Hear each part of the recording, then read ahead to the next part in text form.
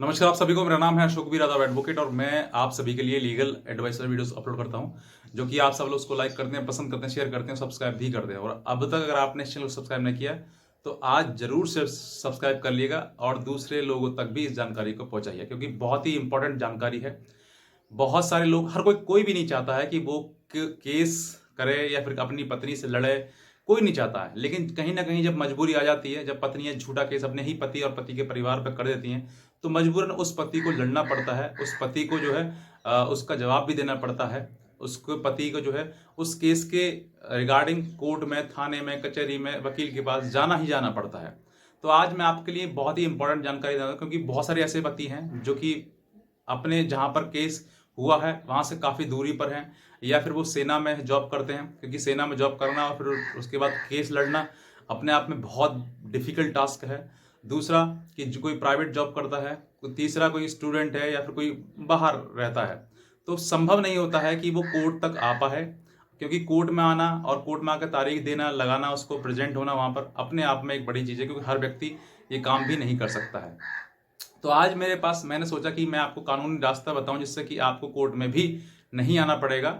पत्नी आपकी है, आती रहेगी, वो आती रहेगी, वो चक्कर लगाती रहेगी, लेकिन आपको कोर्ट में भी आने की ज़रूरत नहीं पड़ेगी। तो बहुत ही इंपॉर्टेंट जानकारी है। और अगर आप इस चैनल पर नए हैं तो तुरंत सब्सक्राइब करिएगा और दूसरे लोगों तक भी इस जानकारी को शेयर करिएगा। अब मैं आपको बताता हूँ कि जैसे सेक्शन 498A है, या फिर मेंटेनेंस है, या फिर डीबी है, या बहुत सारे कोई भी और भी केस हो सकता है इसके अलावा। तो ये अगर केस आपके ऊपर कर दिए हैं और आप बहुत ज़्यादा परेशान हैं, आप सोच रहे हैं कि अब मुझे क्या किया जाए, क्या नहीं किया जाए, क्योंकि अगर केस आपके सामने आ गया है तो आप देखिए लड़ना तो पड़ेगा ही पड़ेगा आपको।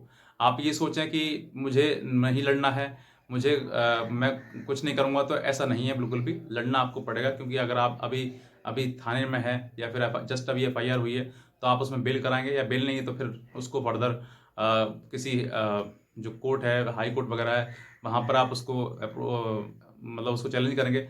तो तरीका तो कई हो सकते हैं, लेकिन अगर आपने कोर्ट में बिल करा ली है और बिल कराने के बाद जो है आपके परिवार में जितने भी लोग हैं उन सब ने बिल करा ली है। अब जो है वो केस में, जो कोर्ट में जो है वो उस केस का ट्रायल स्टार्ट हो गया है। और अब केस का ट्रायल स्टार्ट तो हो गया है, लेकिन अब आप मतलब बहुत दूर हैं, किसी भी कारणवश आप कोर्ट में नहीं आ सकते हैं। चाहे वो आप स्टूडेंट हैं, जॉब करते हो, गवर्नमेंट जॉब करते हो, प्राइवेट जॉब करते हो, कोई भी आपकी मजबूरी है जिसकी वजह से आप उस केस में जो है अपीयर नहीं हो सकते हैं। तो आपके पास ऑप्शन ये है दूसरा कि अगर आप नहीं है, देखिए मोस्ट प्रॉब्ली क्या होता है कि अगर कोर्ट में आप नहीं जाएंगे तो कोर्ट आपके खिलाफ, आपने जहाँ बेल करा ली हो, आपके खिलाफ जो है कोर्ट वारंट इशू कर देगा और आपको पुलिस उठा के ले आएगी। लेकिन यहाँ पर जो है इस जो जो मैं तरीका आपको बता रहा हूँ बचने का, आपके पास ये रास्ता है कि आप को ना ही तो कोर्ट वारंट करेगी, ना पुलिस आपको अरेस्ट करेगी, और ना ही आपको कोर्ट में जाने की आवश्यकता है। रास्ता क्या है इसके लिए? रास्ता ये है कि अगर आपने वकील तो डेफिनेटली किया ही होगा, क्योंकि वकील के माध्यम से ही आपने कोर्ट में जमानत या बेल कराई है। तो बेल कराई है तो इसका मतलब आप उस बेल पर रिहा हैं, ठीक है। अब कोर्ट ने आपको जमानत पर रिहा कर दिया है, और अब जो है वो आप कोर्ट में आएंगे, हर तारीख पर आपको आना पड़ेगा। यहाँ पर जो लोग बचना चाहते हैं, वो जो लोग नहीं आना चाहते कि क्योंकि सर मेरे पास समय नहीं है, मैं बहुत दूर से आता हूँ, मेरी ये मजबूरी है, मैं गवर्नमेंट जॉब करता हूँ, मैं फौज में हूँ, कई प्रकार के लोगों के पास चीज़ें होती हैं, मजबूरियां होती हैं, जिनकी वजह से कोर्ट में वो आना मतलब उनका संभव नहीं होता है। तो कोर्ट भी आपको सहूलियत या राहत देती है अगर आप अपने वकील को बताएं कि एग्जम्पशन यानी कि हाजिरी माफ़ी, हिंदी में हाजिरी माफ़ी बोलते हैं, इंग्लिश में एग्जम्पशन बोलते हैं, या फिर एडजॉर्नमेंट, जो कि CRPC के सेक्शन 317 में डिफाइन किया गया, बताया गया है कि अगर कोर्ट ट्रायल के दौरान जो है, मतलब अगर कोर्ट में एक्यूज पार्टी अगर नहीं आती है, तो उसको हेल्ड किया जा सकता है इस प्रोसीडिंग को, और उसमें डेट मतलब दे दी जा सकती है अगर कोर्ट सेटिस्फाइड हो जाता है उनके रीज़न से। कोई भी उनके पास रीज़न हो सकता है।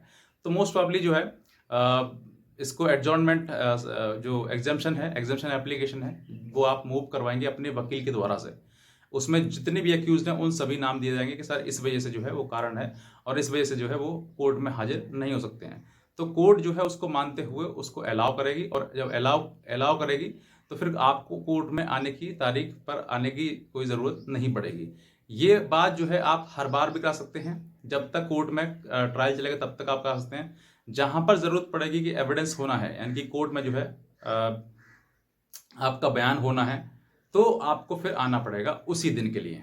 बाकी जो दिन है, और देखिए मान लीजिए मैं एग्जांपल देता हूँ, सेक्शन 498A है, तो 498A आज शुरू हुआ है, तो कम से कम साल, 2 साल या 3 साल भी लग सकते हैं वो उस पर गवाही में आने के लिए, यानी कि एविडेंस में आने के लिए। अगर स्टेटमेंट होगा आपकी पत्नी का या फिर आपका किसी प्रकार से, तो आपको आने के लिए, यानी कि इसमें जो समय है वो लगभग साल 2 साल का लग जाएगा। तो साल 2 साल तक आपको कोर्ट में आने की आवश्यकता नहीं पड़ेगी। हर तारीख पे जो है एग्जाम्पशन एप्लीकेशन लगवाएं अपने वकील से। अपने वकील से बोलें कि सर इसमें एप्लीकेशन लगा दीजिए, हाजिरी माफी बोल सकते हैं उसको, या फिर एग्जाम्पशन बोल सकते हैं, जो कि 317 CRPC के तहत प्रोविज़न है। और इसमें जो है वो आप लगवाएंगे तो कोर्ट उसको मानेगी, और मानने के बाद आपको अलाउ करेगी कि आपको कोई मतलब उस तारीख पर आने की ज़रूरत नहीं है। तो उसके बाद नेक्स्ट डेट लग जाएगी, फिर नेक्स्ट डेट लग जाएगी, फिर नेक्स्ट डेट लग जाएगी, तो डेट पर डेट नेक्स्ट लगती रहेगी और आपको कोई भी जाने की जरूरत नहीं है। अगर और आज जो आपकी पत्नी इसने आपके ऊपर झूठा केस किया है, वो कोर्ट में केस में जाते जाते जाते थक जाएगी और समझ नहीं पाएगी वो क्यों नहीं आता है। तो ये जो है अपने वकील को आपको समझाना है और वकील को बताना है कि सर ये एप्लीकेशन आपको लगानी है। तो बहुत सारे लोग हैं जिनको ये प्रॉब्लम है, ये दिक्कत है, जिसकी वजह से कोर्ट में वो नहीं आ सकते हैं। तो वो उनको डर लगता है कि अगर मैं कोर्ट में नहीं गया तो मेरे वारंट ना हो जाए, मेरे परिवार के वारंट ना हो जाए, तो मुझे जाना जरूरी है। तो आपको जाने की आवश्यकता नहीं है, अपने वकील से कांटेक्ट करें और कांटेक्ट करने को उनको बताएं कि सर आज मैं नहीं आ सकता हूं और कारण ये है, और आप एप्लीकेशन लगा दीजिए। कभी कभी बीच में आप चले भी गए कोर्ट में कि मैं आ गया हूं, तो कोर्ट भी लगेगी हाँ कि इसको बाकी रियलिटी में प्रॉब्लम है। अब जैसे फौज में है या सरकारी गवर्नमेंट जॉब है, या फिर आप स्टूडेंट हैं, या फिर आप बहुत दूर रहते हैं जहाँ पर केस किया है, तो इन सब चीज़ों में आपके लिए वो बहुत ज़्यादा बेनिफिट और बहुत ज़्यादा हेल्पफुल रहेगा। आई होप सो कि आपको ये जानकारी अच्छी लगी होगी। और कोई भी जानकारी लेनी है तो आप हमारे दिए हुए नंबर हमें संपर्क भी कर सकते हैं, हमसे हमारी लीगल एडवाइस भी ले सकते हैं। तो बस मैं इतना कहना चाहूँगा। बाकी आज की वीडियो के लिए आप सभी को बहुत बहुत धन्यवाद।